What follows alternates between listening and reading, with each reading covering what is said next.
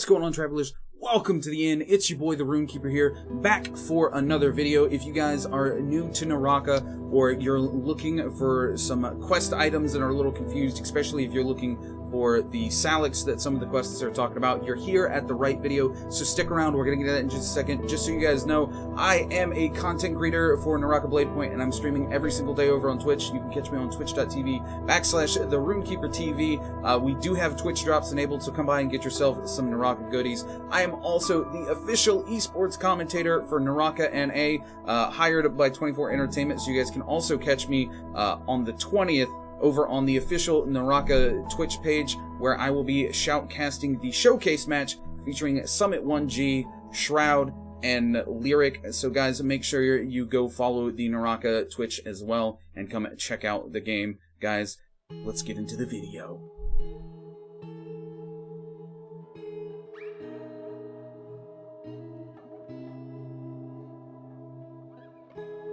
Guys, welcome to your beginner's guide for Naraka. Today we are going to be going over all of the different points of interest on the map and everything you can find and do on the map in Naraka Bladepoint. Let's start with the main map here, guys.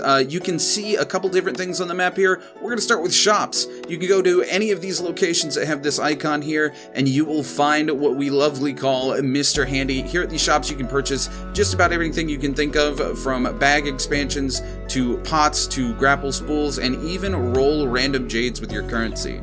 You might have seen these orange circles appearing on the map. These are special chests that can spawn on the map. This circle is a timer. Once it completes, it will pull up a special orange icon showing you where the box will spawn. These are called Morris's Blessings, and they give you free things, anywhere from purple armor to purple weapons to special jades, and even pots you can pick up for free if you need them on your travels. Here, guys, we're looking at ballistas on the map. Whenever somebody's on the ballista on the map, you will actually see the icon move, so it's pretty easy to tell if somebody's riding one of these ballistas. You can use these ballistas to shoot players and do a ton of damage. Next, guys, we're going to be looking at quests. Up first, we're going to be looking at bounties. By picking up one of these bounties, it will randomly show you the location of a player on the map, and by hunting down that player and killing them, you can collect a large sum of Tide coins to spend in the shops and get yourself some goodies. Up here, guys, we're going to be looking at the quests. These quests can give you all sorts of different things, and first, we're going to be looking at treasure chests. You take the quest here, and then you locate the treasure chest on the map, you run over, and by opening the treasure chest, you're going to get a nice sum of Tide coins, as well as some goodies from the chest. Here, guys, we are going to be looking at prayer statues. Same thing, you take your quest here, and you head on over to it in the map. You open up emotes by hitting X on the keyboard, and dragging yourself to the prayer emote. Do this twice in front of the prayer statue. Each time you pray at the statue will drop you some goodies, and when you pray twice and finish the quest, it will give you a nice little sum of Tide coins. For the last quest, we're going to be looking at bells. Again, you pick up your quest and head to the bell on the map. You strike the bell 2 or 3 times, and when you do, it's going to give you a nice sum of Tide coins. Alright, next we're going to be looking at the different threats that exist on the map, and we're going to start with the Toxie Shrooms. Guys, you can find these shrooms just about anywhere towards the top side of the map. As soon as you pop one of these with a ranged weapon, it's going to spew out a toxic gas, and any players caught in it are going to take a large sum of damage over time. Up next, we have the lamps or signs. You're going to find these most of the time in Celestra. If you shoot one of these and drop it on another player, it will actually stun the player for about 1 to 2 seconds, giving you a ton of time to get in and do some damage. Here we're looking at beehives. You can't actually shoot and interact with beehives, but getting too close to the beehives will actually make them swarm onto you, do a small amount of damage, and they will constantly make noise, giving away your position to other players.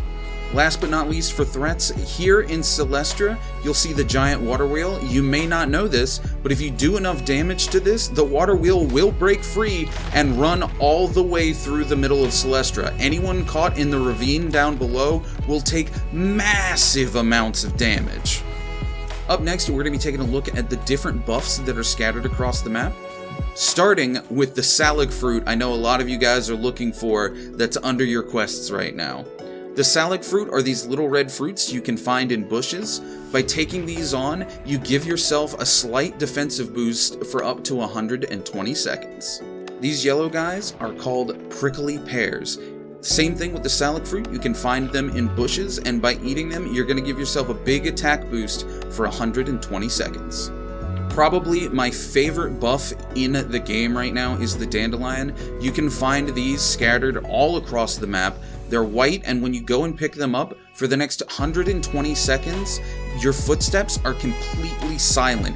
You are so silent, in fact, sometimes when you pick these up, you might think that your sound is bugged. Then finally for buffs, we're going to be looking at fireflies. Fireflies will accumulate around bushes and are tiny little yellow specks. Sometimes they're hard to see, but when you approach, you will be given a prompt to pick up fireflies. Fireflies give you anywhere from 50 to 70% ultimate charge for your ultimate ability. These things are really good, especially if you need your ult for a crucial fight. And lastly, we're going to be looking at some special POIs on the map that you may not know about, and some special little events. Let's start with the invisibility bush. You are sure to see these purplish red bushes all over the Isle of Morris. Guys, if you did not know, you can go into these bushes and crouch, and you will become just as invisible as if you were inside Matari's ultimate.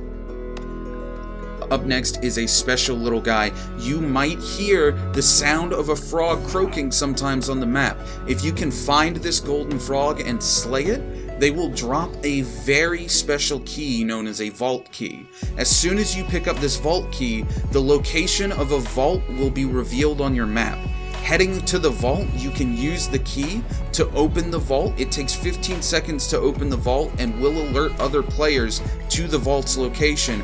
But inside, you can find anything from legendary soul jades to piles of tide coins and even legendary weapons and armor. The vaults are your key to getting really, really good loot, so keep your ears out for your little frog buddies. The last thing we're going to be looking at here today, guys, is called the Bane's Breath. You guys can locate these on the map by looking for the giant purple circles. Of course, heading here, you guys are going to see the lightning falling from the sky. Running into a Bane's Breath is almost a death sentence.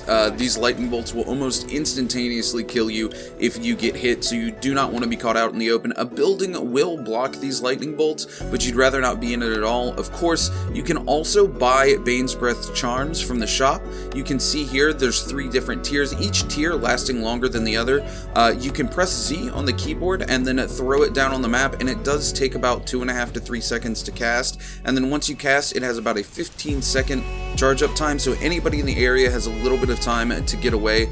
These are really, really cool, and of course, if you're the one who casts the Bane Breath, you are immune from its damage, so you can use these to your advantage to zone the battlefield and get some extra goodies from something like a Morris. That's it for the tutorial today, guys. I hope you guys are enjoying Naraka, and I hope you guys are staying safe out there. Till then, remember, the Wanderer is always watching, and safe travels on your journey, Forerunners.